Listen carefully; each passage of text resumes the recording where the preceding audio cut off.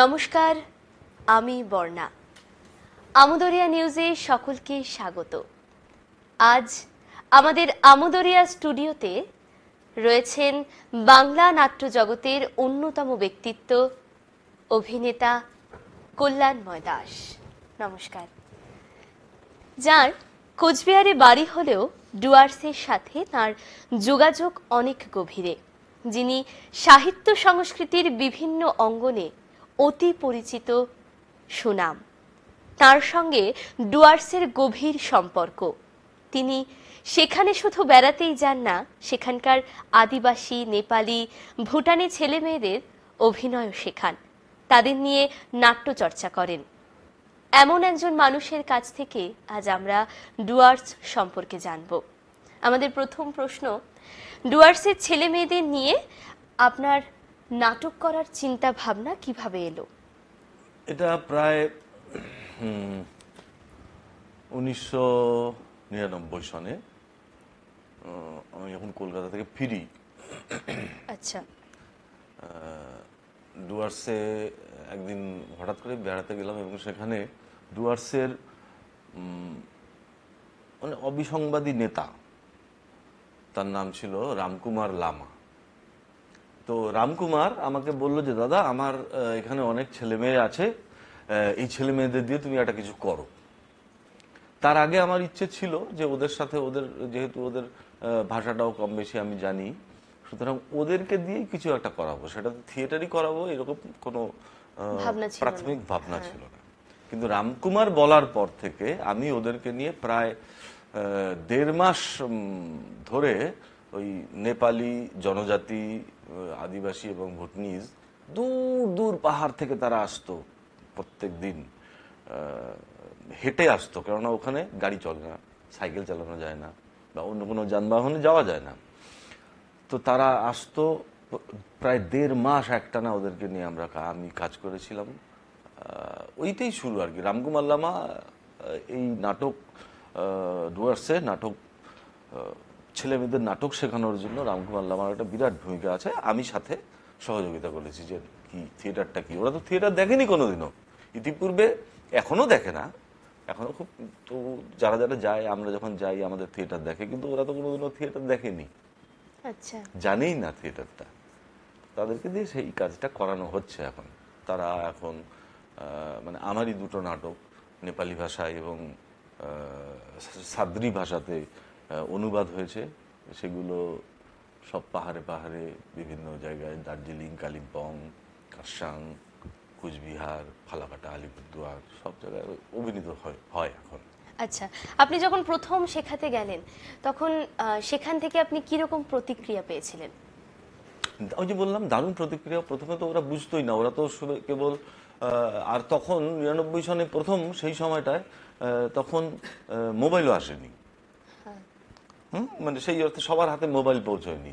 ওরা যে ইউটিউব দেখে শিখবে সেটা ওরা জানতো না, উপায় ছিল না, কারোরই ছিল না আর কি সেই সময়। এবং ওরা সিনেমা দেখতে আসতো কখনো কখনো আলিপুরদুয়ারে কিংবা ফালাকাটায় কিংবা মালবাজারে। ওই সিনেমাটাই তাদের দেখা মূলত ছিল বেশি। আর ওখানে চা বাগানে একটা লোকাল সংস্কৃতির মধ্যে তারা কিন্তু নাটক ইতিপূর্বে তারা করতেন, নাটক পুরনো মানুষেরা চা বাগানে। তো সেই নাটকটা বছরে একবার হয়তো হতো, দুর্গাপূজার আগে কিংবা দুর্গাপূজার পরে, দুর্গাপূজাকে কেন্দ্র করে মূলত হতো। কিন্তু আমরা শুরু করলাম একদম লাগাতার প্রতিদিনের কাজ যেন এটা ওদের হয়, এখন হচ্ছে। বেশ।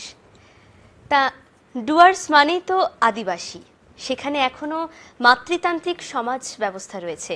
মাতৃতান্ত্রিক সমাজ ব্যবস্থায় ধর্ষণ বা যে কোনো রকম নারী নির্যাতন কি তুলনায় কম? হ্যাঁ, এটা তো খুব স্বাভাবিক।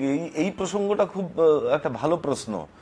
প্রশ্নটা যখন, যেই মুহূর্তে আমাদের আরজি কর নিয়ে আমরা উত্তাল এবং আমাদের সত্যি আমরা খুব কষ্টের মধ্যে আছি, ঠিক সেই সময়ে এই কথাটা ভীষণ পরিণামযোগ্য এবং মানুষের কাছে এটা পৌঁছানো দরকার। আদিবাসীদের মধ্যে এবং পৃথিবীতে অন্যান্য জীবজন্তু যারা আছেন, তাদের কারোর মধ্যে কোনো ধর্ষণ নেই। আদিবাসীদের মধ্যে নেই। একটা পাখি আর একটা পাখিকে ধর্ষণ করে না, একটা গরু আর একটা গরুকে ধর্ষণ করে না, একটা বাঘ আর একটা বাঘিনীকে ধর্ষণ করে না। এবং আদিবাসীরা যেহেতু একদম প্রকৃতির মাঝখানে থাকেন, প্রকৃতি নিয়েই তাদের চলাফেরা, প্রকৃতিকেই তারা পুজো করেন। আর কদিন পরেই করম পুজো আছে। সেই করম পুজো মানে হচ্ছে গাছের পুজো, প্রকৃতির পুজো। আমাদের টোটোপাড়াতে হয় কি, তাদিম পাহাড়ের পুজো, পাহাড়ের পুজো হয়, গাছের পুজো হয়, জলের পুজো হয়, মাছের পুজো হয়, বাঘের পুজো হয়। এরা হচ্ছে আদিবাসীদের পুজো এইগুলো। তো ফলে যারা প্রকৃতির মাঝখানে থাকেন তাদের মধ্যে এই রকম একটা জঘন্য ধর্ষণের চিন্তা ভাবনা তাদের মাথায় আসতে পারে না, আসে না, কেননা তারা প্রকৃতি দেখে শেখে। একদমই তাই। তা আর.জি. কর কাণ্ডের প্রেক্ষাপটে আপনার প্রতিক্রিয়াটি ঠিক কি? আমার প্রতিক্রিয়া তো প্রবল। আমার প্রতিক্রিয়া হচ্ছে রাজনৈতিকভাবে এর একটা সমাধান দরকার। রাজনৈতিকভাবে, আমি বারবার করছি, একদম কোটেড, রাজনৈতিকভাবে সমাধান দরকার। অরাজনৈতিকভাবে সমাধান হবে না। যদি আমরা কেউ মনে করি যে এই পশ্চিমবঙ্গটা বাংলাদেশের মতো হয়ে যাবে কিংবা শ্রীলঙ্কার মতো হবে, এটা পশ্চিমবঙ্গে সম্ভব না, ভারতবর্ষে সম্ভব না, হবেও না তা। আমি চাই দোষীদের, সব দোষীদের, যত দোষীরা আছেন সব দোষীদের, এই আর.জি. কর কেন্দ্রকে নিয়ে যে সমস্ত দোষীরা আছেন তাদের সবার শাস্তি, মানে উপযুক্ত শাস্তি চাই, উপযুক্ত শাস্তি চাই। এবং সেটা আমাদের মহামান্য আদালত সেটা দেখছেন, দেখবেন। একদমই তাই। ডুয়ার্স মানেই হলো চা বাগান। সেখানকার অর্থনীতির একটা বড় অংশ কিন্তু চায়ের উপর নির্ভরশীল। একদম তাই। কিন্তু এই চা বাগান শ্রমিকদের হাল যে তিমিরে ছিল, সেই তিমিরেই রয়ে গেছে। বলা ভালো, দিন দিন অবস্থার আরো অনেক অবনতি ঘটছে। আপনি কিভাবে দেখছেন এই বিষয়টিকে? দেখো, একটা কথা বলি, এটা একটু তাত্ত্বিক কথা হবে, কিন্তু আমাকে বলতে হচ্ছে আর কি। দেখো, আমাদের এই ডুয়ার্সে 226 মিলিয়ন কেজি চা পাতা উৎপন্ন হয়। 226 মিলিয়ন কেজি। আচ্ছা, তুমি কি এটা, আমি তুমি বলেই বলছি, তুমি কি এটা ভাবো যে এই আমরা, আমার ভারতবর্ষের সব মানুষই সকালবেলা উঠে প্রথম চায়ের কাপটা হাতে নেয়? হ্যাঁ, একদমই তাই। খুব গুটি কয়েক, খুব কম মানুষ আছে যারা খুব চা, কম সংখ্যক মানুষ। এবং তুমি দেখো কত চায়ের দোকান, আমরা মানে প্রায় 1 ঘন্টা 1.5 ঘন্টা 2 ঘন্টা পর পরই চা খাচ্ছি, চা পান করি। তো যারা বলছেন যে চা বিক্রি হচ্ছে না, যে সমস্ত চা বাগান মালিকরা বলছেন, তারা মিথ্যে কথা বলছেন। প্রত্যেক মুহূর্তে, হ্যাঁ, কোনো বছর হয়তো চা পাতা উৎপাদনটা একটু কম হতে পারে, সেটা কতখানি, কত আর কম হবে, কিন্তু চায়ের উৎপাদন কিন্তু আছে, শ্রমিকরা কাজ করছে, সমস্ত কিছু করছে। কিন্তু মালিক পক্ষ এই শ্রমিকদেরকে উপেক্ষা করছে। এবং এটার মধ্যে গভর্নমেন্ট কোনো ইন্টারভেনশন নেই, গভর্নমেন্টের ইন্টারভেনশন নেই, গভর্নমেন্ট এটাকে দেখছে না, কারণ এটা আলাদা এস্টেট। কিছুদিন আগে পর্যন্তও এই 2007-8 পর্যন্তও চা বাগানে যারা থাকতেন তাদের রেশন ছিল না, তাদের রেশন কার্ড ছিল না, কারণ ওইটা একটা আলাদা এস্টেট ছিল, ওখানে গ্রাম পঞ্চায়েতও ছিল না। আচ্ছা, গ্রাম পঞ্চায়েতও ছিল না ওখানে। তো 2007-এর সম্ভবত 6 কিংবা 7-এর সময় তৎকালীন সরকার সেখানে গ্রাম পঞ্চায়েতের ব্যবস্থা করলেন।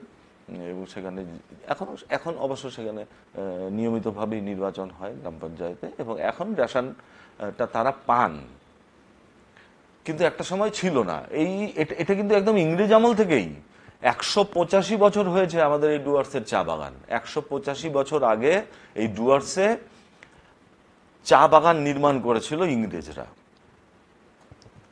এবং এখানকার যারা শ্রমিকরা আছেন, এই শ্রমিকের পূর্বপুরুষরা 185 বছর আগে রাঁচি থেকে এসেছিল সবাই। এই আদিবাসীরা কিন্তু আমাদের এখানে, তাদের জন্মটা হচ্ছে 185 বছর আগে থেকে, তার আগে কিন্তু ছিল না। তার আগে এখানে নেপালি ছিল, ভুটনিজরা ছিলেন, ভুটানি ছিলেন, ভুটিয়ারা ছিলেন, কেননা এটা তো ইন্দো ভুটনিজ বর্ডার। আচ্ছা, পুরো বর্ডারটা যে ইন্দো ভুটনিজ বর্ডার। এখানে এই ডুয়ার্সকে যদি ধরি আর কি, ডুয়ার্স মানে আরেকটু পরিষ্কার করি যে আমাদের যে তিস্তা নদী, এই তিস্তা নদীর ডান দিকটাকে বলা হয় তরাই, আর তিস্তা নদীর বাঁ দিকটাকে বলা হয় ডুয়ার্স। একদম। হ্যাঁ, তো এই যে তিস্তা নদীর বাঁ দিকটা ডুয়ার্স, এই ডুয়ার্সটা বিস্তীর্ণ অঞ্চলই হচ্ছে চা বাগান, জঙ্গল, পাহাড়, নদী, ঝর্ণা আর আমার প্রিয় আদিবাসীরা। বাহ, ভীষণ ভালো, অনেক কিছুই জানলাম। এবারে এক কথায় আপনি বলবেন যে ডুয়ার্সের গুরুত্বপূর্ণ 3টি দিক কি কি? ডুয়ার্সের সব থেকে বড় দিক তো হচ্ছে এর জঙ্গল, এর বিস্তীর্ণ বনভূমি, যেই বনভূমির জন্য আমরা অক্সিজেন পাচ্ছি। একদমই তাই। এই বনভূমিটা কে যদি আমরা রক্ষা না করতে পারি, আমরা অক্সিজেনের অভাবে, এবং রক্ষা করতে পারিও নি, অনেক দিন ধরে এর জঙ্গল নির্মূল করা হয়েছে, গাছ কাটা হয়েছে, চোরাকারবারিরা গাছ বিক্রি করেছে, চোরাকারবারিরা এখানকার তক্ষক বিক্রি করেছে, এখনো বিক্রি হয়, খবর মাঝে মাঝেই আমরা দেখি। এখানকার বাঘ বিক্রি করে দিয়েছে, চুরি করে নিয়ে বাঘের চামড়া বিক্রি করেছে, হরিণের তো অহরহ হরিণ মারা হতো একটা সময়, হরিণের মাংস বিক্রি হতো এবং তার চামড়া বাইরে বিক্রি হয়ে যেত, হাতির দাঁত বিক্রি হতো, এখনো হয়। তো এইগুলো যদি বন্ধ করা না যায় তাহলে কিন্তু আমাদের মানে আমরা সত্যি খুব একটা ভালো অবস্থার মধ্যে থাকবো না। আর এখনো নেই, কিন্তু এটা আরো খুব খারাপ অবস্থার মধ্যে চলে যাবে। আচ্ছা, ডুয়ার্সের যে বর্তমান পরিবেশ, সেই পরিবেশ নিয়ে আপনার কি মনে হয়? আপনার দুশ্চিন্তার জায়গাটা কোথায়? ডুয়ার্সের দুশ্চিন্তার জায়গা অনেক কটা আছে। প্রথমত তো এই কিছুক্ষণ আগে আমরা আলোচনা করলাম যে শ্রমিকরা, যারা চা শ্রমিকরা আছেন, চা শ্রমিকদের অনেক চা বাগান বন্ধ। আমাদের এখানে ডুয়ার্সে 185-এর মতো চা বাগান আছে। 185টা চা বাগানের অনেক চা বাগানই কিন্তু বন্ধ, লক অ্যান্ড কি। ফলে এখানকার শ্রমিকদের অন্যত্র অন্য কাজ করতে হচ্ছে।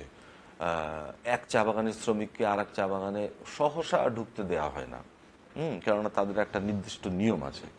তো যাই হোক, এইটা একটা কিন্তু বিরাট হচ্ছে দুশ্চিন্তার বিষয় যে এই শ্রমিকেরা কি করবে। অথচ তুমি দেখো পৃথিবীতে সমস্ত যেখানে যেখানে বড় বড় ইন্ডাস্ট্রি আছে, সেই বড় বড় ইন্ডাস্ট্রির পাশে পাশে বেশ কিছু ছোট ছোট ইন্ডাস্ট্রি তৈরি হয়, যেগুলোকে অনুসারী শিল্প বলে। ধরো একটা কাপড়ের কল আছে, সেই কাপড়ের কলকে কেন্দ্র করে পাশে হয়তো বোতাম তৈরির কারখানা হলো, হ্যাঁ, বা অন্য কিছু সূচ তৈরির কারখানা হলো, বা আরো অন্য অনুসারী শিল্প যেগুলো পৃথিবীর সমস্ত জায়গাতে আছে, ভারতবর্ষেরও সমস্ত জায়গায় আছে। বড় বড় যেখানে ভারী শিল্প, বৃহৎ শিল্প আছে, তার পাশাপাশি ছোট ছোট অনুসারী শিল্প আছে। একমাত্র এই 185 বছর ধরে আমাদের এই এত একটা বৃহত্তর চা বাগান অঞ্চলে এর কোনো অনুসারী শিল্প নেই। শুধু চা পাতাই তোলা, চা পাতা প্রসেস করা, এর বাইরে কোনো গভর্নমেন্ট এর বাইরে কেউ ভাবেনি, কোনো গভর্নমেন্টই ভাবেনি। অথচ এখানে আমাদের জল আছে, এখন তো আরো আধুনিক টেকনোলজি হয়েছে, জলের ব্যবস্থা তো খুব সুন্দরভাবে করা যায় নানানভাবে। যে ধরো আমাদের কুচবিহার জেলার পাট বিখ্যাত, তো সেই পাট দিয়ে আমরা এখানে তো একটা গার্মেন্ট ফ্যাক্টরি করতে পারতাম, একদমই জামা কাপড় ফ্যাক্টরি করতে পারতাম, কোনো গভর্নমেন্ট ভাবেনি। আমরা এখানে বাঁশ আছে, বাঁশ তুফানগঞ্জের, কুচবিহার জেলার তুফানগঞ্জের বাঁশ বিখ্যাত, বাঁশ সারা পৃথিবীতে এর আছে, এর রপ্তানি হয়।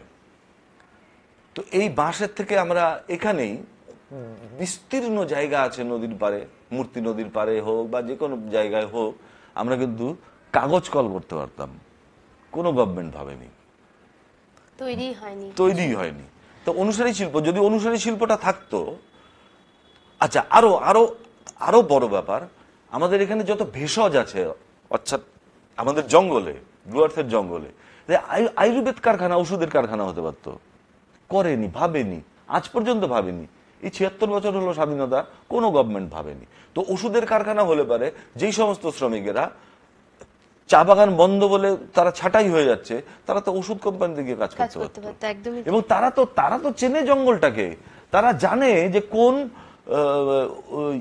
মানে কোন গাছটা দিয়ে কি ওষুধ তৈরি হতে পারে, এবং তারা নিজেদের জীবনে সেটা ব্যবহার করে।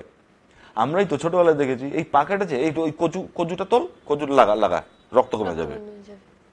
এতে এইগুলো তো ওরা তো আরো বেশি জানে আমাদের থেকে, কোন গাছ থেকে কি হয়, কি করা যায়, কোন গাছের নিচে আর একটা কোন গাছ থাকলে পারে। যেমন আমি একটা কথা উদাহরণ দিই, আমরা চোত্রা পাতা দেখি, চোত্রা পাতা বিছুটি পাতা বলে, বিছুটি পাতা বলে, বিছুটি গায়ে লাগলে চুলকোয়। বিছুটি পাতার ঠিক যেখানে একটা বিছুটি পাতা হবে ঠিক তার নিচেই একটা ঘাস থাকে, ওই ঘাসটা তুলে নিয়ে লাগিয়ে দিলে পরে চুলকুনি কমে যাবে। প্রকৃতি এইভাবেই তৈরি করে দিয়েছে সবকিছু। অন্ধকার যেমন দিয়েছে তার পাশে আলো দিয়েছে, আবার আলোর পাশে অন্ধকারও দিয়েছে, বৃষ্টি যেমন দিয়েছে খরাও দিয়েছে, সবকিছু এইভাবেই তৈরি হয়েছে। এবং একটা কথা বলে, মানে পণ্ডিত জনেরা একটা কথা বলেন যে পৃথিবীর যে কোনো শব্দ দিয়ে মন্ত্র উচ্চারণ করা যায়, পৃথিবীর যে কোনো অ্যালফাবেট দিয়ে মন্ত্র তৈরি করা যায়। ঠিক সেই রকমই পৃথিবীতে যা আছে, অর্থাৎ প্রকৃতির সৃষ্ট যা আছে, সমস্ত কিছু দিয়ে মানুষ তার জীবনকে নানান ভাবে কাজে লাগাতে পারে। কোনো কিছু ফেলনা যায় না, বরং মানুষের অনেক তৈরি জিনিস ফেলনা যায়, প্রকৃতিতে কিচ্ছু ফেলনা যায় না। এবং এইটাই আদিবাসীরা জানে। তাহলে সেইখানে আমরা এখানে একটা আয়ুর্বেদ কারখানা করতে পারতাম, করেনি, কোনো গভর্নমেন্ট চেষ্টা করেনি। কোনো হয়তো বৃহৎ ব্যবসায়ীরা তারা চেষ্টা করেছেন, কিন্তু গভর্নমেন্ট এখানে লাইসেন্স দেয়নি, বলছে জল নেই, বিদ্যুৎ নেই। এখনো পর্যন্ত আমাদের ডুয়ার্সের মানে এলাকায় আর কি, সেই লেপচাখা থেকে শুরু করে আলিপুরদুয়ারের কাছাকাছি পর্যন্ত, কিংবা আরো এদিকে ধূপগুড়ি, জটেশ্বর, ফালাকাটা, নাগরাকাটা, মালবাজার, এখনো বিদ্যুৎ নেই। তাহলে এগুলো তো খুব দরকার ছিল। তাহলে এইগুলি হচ্ছে শঙ্কার বিষয়। আর একটা শঙ্কার বিষয় হচ্ছে ইদানিং, এটা বেশ কিছু 15-20 বছর ধরে এটা হচ্ছে, আদিবাসী নতুন সময়ের ছেলে মেয়েরা খুব অ্যাডিক্টেড হয়ে যাচ্ছে ড্রাগ। এইটাকে কন্ট্রোল করা দরকার, এবং সরকারিভাবেই কন্ট্রোল করা দরকার। যদিও ড্রাগ কন্ট্রোল বোর্ড এই সমস্ত নিয়ে কাজ করছে, কিন্তু এটা আরো ব্যাপক আকারে হওয়া দরকার। এই জায়গাটার থেকে আমার একটা ভীষণ আনন্দের বিষয় যে আমার দলে যারা থিয়েটার করে আদিবাসীরা, তারা কোনো রকম তারা একদানা সুপ্রিয় তারা খায় না। কোনো মেয়ে বা কোনো ছেলে তারা এগুলো করে না। এটা একটা ভালো লাগার বিষয়, এটা খুব ভালো লাগার বিষয় আমার। বেশ, এবারে আপনার কাছে জানতে চাইছি, ডুয়ার্সে তো আপনি যান, অনেকদিন ধরেই ঘুরছেন, সেখানে থিয়েটার শেখাচ্ছেন, তো ডুয়ার্সের আপনার পছন্দের 3টি জায়গার নাম? অনেক পছন্দ, বাপরে বাপ, ডুয়ার্স এত বড়, মাত্র 3টা জায়গার নাম তো বলা খুব কষ্টকর। তবুও মানে আমার প্রথম পছন্দ এই মুহূর্তে হচ্ছে ডুয়ার্সের সুইজারল্যান্ড, সেটা লেপচাখা। আচ্ছা, লেপচাখা হচ্ছে বক্সার ওপরে, ওটা ইন্দো ভুটান বর্ডার। এবং লেপচাখায় যে সমস্ত আদিবাসীরা থাকেন, সেই আদিবাসী হচ্ছে তাদের বলা হয় ড্রুপ্পা। তারা পৃথিবীর অন্যতম প্রাচীন আদিবাসী। পৃথিবীতে দুটো বা 3টে প্রাচীন আদিবাসী এখনো জীবিত আছে, যেটা একটা আন্দামানে আছে জারোয়া, আর একটা আমাদের জায়গায়, আমাদের ডুয়ার্সের ড্রুপ্পা।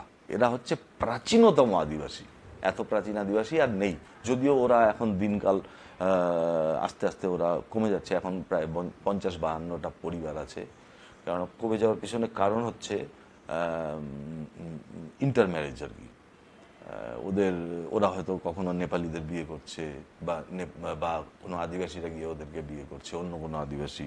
যেটা টোটোরাও কিন্তু সংখ্যায় অনেক কমে গেছে, কারণ টোটোদের মানে পরিবারে এখন যা বিয়ে হচ্ছে, সেই বিয়েটা হচ্ছে আদার কাস্টে হচ্ছে, অর্থাৎ নেপালিদের সাথে বেশি বিয়ে হচ্ছে। তো ফলে ওদের নিজস্ব কালচারটা হারিয়ে যাচ্ছে। এইটাই একটা কিন্তু চ্যালেঞ্জ, থ্রেট এই সমস্ত আদিবাসীদের জন্য। মানে যে সমস্ত প্রাচীন জনজাতি, প্রাচীন আদিবাসী আছে আমাদের ভারতবর্ষে, তাদের জন্য এটা কিন্তু একটা থ্রেট, বিরাট থ্রেট। আচ্ছা, তো এই বিষয়ে একটি কথা বলি, আপনি কি মনে করেন যে কাস্টে কাস্টে বিয়ে হওয়াটা কি খুব জরুরি? না, তা মনে করি না, কিন্তু এরা হচ্ছে অরিজিন, আমরা কিন্তু বাঙালিরাও তো আমাদের বাঙালিদের কোনো অরিজিনালিটি নেই, আমরা বাঙালিরা, অথচ পাঞ্জাবিদের আছে কিংবা গুজরাটিদের আছে, কিন্তু আমরা হচ্ছে বাঙালিরা হচ্ছে একটা মিশ্র সংকর জাতি আর কি, মিশ্র জাতি। ওই যে রবীন্দ্রনাথ বলেছেন না, শক হুন্দল পাঠান মোগল এক দে হলো লীন, এই বাঙালিরা হচ্ছে তাই। সমস্ত জনজাতির বিভিন্ন প্রকার জাতির সংমিশ্রণে আমাদের উৎপত্তি আর কি। যাই হোক, কিন্তু আমি এই জন্য বলছি যে সেটা হলে একটা সংকর সংস্কৃতি তৈরি হয়। কিন্তু এই যে যাদের কথা বলছি, দ্রুপ্পা বা জারোয়া, এই সমস্ত জনজাতিদের একটা নিজস্ব সংস্কৃতি আছে, যেই সংস্কৃতিটা একদম সরাসরি প্রকৃতির সাথে লিঙ্কড। এই সংস্কৃতিটা নষ্ট হয়ে যাচ্ছে, নির্মূল হয়ে যাচ্ছে। তাদের নৃত্য, তাদের গান, তাদের খাদ্য গ্রহণ তো ডুয়ার্সের খাদ্য তো অসাধারণ। পৃথিবীতে এত ভালো খাদ্য আর হয় না, মানে ডুয়ার্সের যা খাদ্য গ্রহণ প্রক্রিয়া, অর্থাৎ। এবং ওখানে তুমি গেলে পরে তুমি যদি খাও, ওই অ্যাসিডিটি অমুক এই কিচ্ছু হবে না, ওদের খাবার খেতে হবে। ডুয়ার্সে যে সমস্ত নদীগুলো আছে, সেই যে তিনটে নদী, ওই যেটা বলছি আমি, আর নদীর কথা বলছি আমি, তার আগে বলছি যে লেপচাখা একটা বললাম, আমার খুব প্রিয় জায়গা, ভীষণ প্রিয় জায়গা। ঝান্ডি একটা প্রিয় জায়গা, ভীষণ প্রিয় জায়গা। ঝান্ডিতে গেলে পরে এই সময় তো হাত দিয়ে মেঘ ধরা যায়, হাত ভিজে যাবে। ঝান্ডি ভীষণ প্রিয় জায়গা আমার, ভীষণ যাওয়ার অসুবিধা। চিলাপাতা তো প্রচন্ড প্রিয়, চিলাপাতার প্রচুর হাতি আছে আমার বন্ধু। আমি সন্ধ্যায় গেলে বা ভোরবেলায় গেলে পরে তারা রাস্তায় চলে আসে, এরকমই একটা বিষয়। তোমাদের যে নিউজ চিফ আছে সুমিতেশ ঘোষ, ও আমার সাথে মাঝে মাঝেই যেত, বা যাই, এখনো সময় পেলে যাই, আমরা দুজনে মিলে হাঁটতে হাঁটতে চলে যাই। এবং তোমরা কল্পনাও করতে পারবে না, আমি আর সুমিতেশ এখনো প্রায় 5,000-6,000 ফিট হেঁটে হেঁটে উপরে উঠে যাই। তো সেইটা আমাদের কোনো সমস্যা নেই। এবং ভাঙাচোরা রাস্তা, কখন পড়ে যাবো খাদে, এও একটা ইয়ে থাকে। তারপর আর একটা জায়গা আমার খুব প্রিয়, সেই জায়গাটার নাম হচ্ছে রায়মাটাং। এই তিনটে বললাম, আমি এরকম 300 জায়গা বলতে পারবো যেখানে আমি গিয়ে রাত কাটাই, এখন কাটাই, গিয়ে থাকি ওখানকার আমাদের ছাত্র ছাত্রীর বাড়িতে আর কি। বেশ, মানে ডুয়ার্সের সাথে একদম অঙ্গ প্রত্যঙ্গ ভাবে পুরো জড়িয়ে। হ্যাঁ, এই আমার বাবার হাত ধরে, বাবা আমাকে নিয়ে জঙ্গলে ঘোরাতো সেই ছোটবেলা থেকে আর কি। আমি যখন ক্লাস 4-5-এ পড়ি, তখন আমাকে নিয়ে চল জঙ্গলে চলে যেত বাবা। তখন তো জঙ্গল আরো ডেন্সড ছিল, আরো গভীর গভীর, মানে ভয়ঙ্কর ছিল আর কি। এখন তো আর তা নেই। যাই হোক, ওই আসলে বাবার হাত ধরেই আমার জঙ্গলের পরিচিতি, ডুয়ার্সের পরিচয় পর্ব আর কি, মূলত তাই আর কি। সেই জন্যই এখন ডুয়ার্স ছাড়া আমি, মানে আমার তো মনে হয় যে আমার প্রথম বাসভূমি হচ্ছে ডুয়ার্স, প্রথম বাসভূমি। তারপর আমি ওই জন্য বাড়িতে থাকতে ইচ্ছা করে না, তো ভালো লাগে না, ঘুরেই বেড়াতে ইচ্ছা করে খালি। এবার বলছিলে নদীর কথা। হ্যাঁ, বলছিলাম যেটা, যে ডুয়ার্সের যে তিনটে নদী মরতে বসেছে, হ্যাঁ, তো সেই তিনটে নদীর নাম। তিনটে নদী না, অনেক নদীই মরতে বসেছে। তিনটে নদী তো কি, আরো অনেক নদী, হ্যাঁ, অনেক নদী মরতে বসেছে। তার মধ্যে তরাইতে তো একটা তো মরেই গেল, সেটা তোমাদের এখানকারই শিলিগুড়ির বালাসান, ও তো মরেই যাবে। বালাসান অর্থ কিন্তু আলাদা। বালাসান একটা নেপালি শব্দ, কিন্তু এরা বলতে বালাসুন, অর্থাৎ সুন মানে হচ্ছে সোনা, মানে সোনার মতো বালি ঝকঝক করে আর কি, সেজন্য নাম বালাসুন। পরে পরবর্তী সময় আমরা বাঙালি এটাকে বালাসান করে দিয়েছি। বালাসান এটা, যাই হোক, এখানকার এটা। মহানন্দার খুব খারাপ অবস্থা, মহানন্দা নদীর, তোমাদের এখানকারই তো মহানন্দা, এটারও খারাপ অবস্থা। এটাও তো যেহেতু ওই ঘুরে তরাই ঘুরে ঘুরে এসছে, এটারও খুব খারাপ অবস্থা। আমাদের তিস্তার অবস্থাটাও খুব ভালো না, তিস্তার অবস্থাটাও খারাপ। আরো ছোট ছোট প্রচুর নদী আছে, যে নদীগুলো যেমন মূর্তি নদীর অবস্থাও ভালো না। আমাদের তোরসার অবস্থাও ভালো না। এরকম অনেক নদী আছে, যেই নদীগুলো হয়তো তার হয়তো একদম চিরতরে মরে যাবে না, কিন্তু ওর ট্র্যাক চেঞ্জ করবে। মানে নদীকে বাধা দিলেই, নদী এমন একটা বিষয় যেটা সমুদ্র না, সমুদ্রকে আমরা বাইরে থেকে চোখে দেখলে মনে হয় ভয়ঙ্কর, কিন্তু নদী ভয়ঙ্কর। নদীকে যে বাধা দেবে সে তো থাকবেই না, গ্রাম ট্রাম ভেঙে নিয়ে সে বের হয়ে চলে যাবে। অর্থাৎ নদীকে কোনো দিনও বাধা দেওয়া যায় না, দুটো জিনিসকে, এক নদী আর একটা বায়ু। একদমই তাই, বাধা দেওয়া যায় না। সবশেষে ধরুন আপনাকে সমস্ত ক্ষমতা, টাকা পয়সা, লোকবল সমস্ত কিছু দেওয়া হলো, আপনি ডুয়ার্সের উন্নয়নের জন্য সর্বপ্রথম কোন 3টি কাজ আগে করতে চান? 3টি কাজ আমি করতে চাই, কিন্তু মানে এটা দেয়া হলো, টাকা পয়সা ক্ষমতা দেয়া হলো, সবই দেয়া হলো, কিন্তু আমি পারবো না। কেন পারবো না সেটা একটু বলে নেই, পরে আমি বলছি কেন পারবো না। যখন কোনো গভর্নমেন্ট, কোনো সরকার কোনো অর্থওয়ালা মানুষের পাশে থাকবে না, বা না থাকবে, বা না থাকলে পারে সে কোনো কিছুই করতে পারবে না। সুতরাং গভর্নমেন্টকে প্রথমত থাকতে হবে, একটা সংসদীয় গণতন্ত্র আমাদের ভারতবর্ষে, ফলে সরকারকে থাকতে হবে। তারপরে 3টে জিনিসের কথা বলেছে, তো 3টে জিনিস এই মুহূর্তেই করা দরকার। এই মুহূর্তে একটা হচ্ছে মোর প্ল্যান্টেশন, একদম প্রথম শর্ত। যে সমস্ত জঙ্গল, ডুয়ার্সের জঙ্গল যে সমস্ত এখন ফাঁকা ফাঁকা হয়ে গেছে, এখানে একদম মানে নিয়ম মেনে গাছ লাগাতেই হবে, নাহলে খুব সমূহ বিপদ আমাদের। দ্বিতীয়টা হচ্ছে এখানকার যে সমস্ত ছেলে মেয়েরা আছে, অর্থাৎ আদিবাসী ছেলে মেয়েরা, জনজাতির ছেলে মেয়েরা, এই ছেলে মেয়েদের জন্য আরো উন্নত শিক্ষা ব্যবস্থাটা চালু করতে হবে ভীষণ রকম ভাবে। কারণ তুমি ভাবতে পারবে না যে একটা ছেলে মেয়ে যারা পড়তে আসে তারা কি পরিশ্রম করে আসে। প্রথমত ওদের ট্রান্সপোর্টেশন নেই, পাহাড় থেকে যে তাদিম পাহাড় থেকে যে নামবে সে সাইকেল চালিয়েও নামতে পারে না, বা সাইকেল নিয়েও উঠতে পারে না বাড়িতে। তাদেরকে হয়তো 3 ঘন্টা হেঁটে হেঁটে আসতে হয়, পড়াশুনো করতে হয়, তারপর আবার 3 ঘন্টা হেঁটে হেঁটে যেতে হয়। ফলে এই শিক্ষা ব্যবস্থাটা যদি ঠিকঠাক না করা যায় তাহলে সেখানকার ছেলেমেয়েরা কিন্তু ড্রিল্ড হবে। আর একটা যেটা সব থেকে বড় ব্যাপার, এই দুটো তো বললাম, আর একটা বড় ব্যাপার, সমস্ত বন্ধ চা বাগানগুলোকে আমি টাকা হলে, ক্ষমতা হলে, সরকার হাতে থাকলে আমি এখনই খুলে দিতাম সমস্ত বন্ধ চা বাগানগুলোকে। একদমই তাই। আপনাকে অসংখ্য ধন্যবাদ, অনেক কিছু জানলাম আপনার থেকে। আশা করছি পরবর্তীতে আবারও আপনার সঙ্গে দেখা হবে, আবারও অনেক গল্প আমরা করতে পারবো। অনেক মূল্যবান তথ্য উনি আমাদের দিলেন।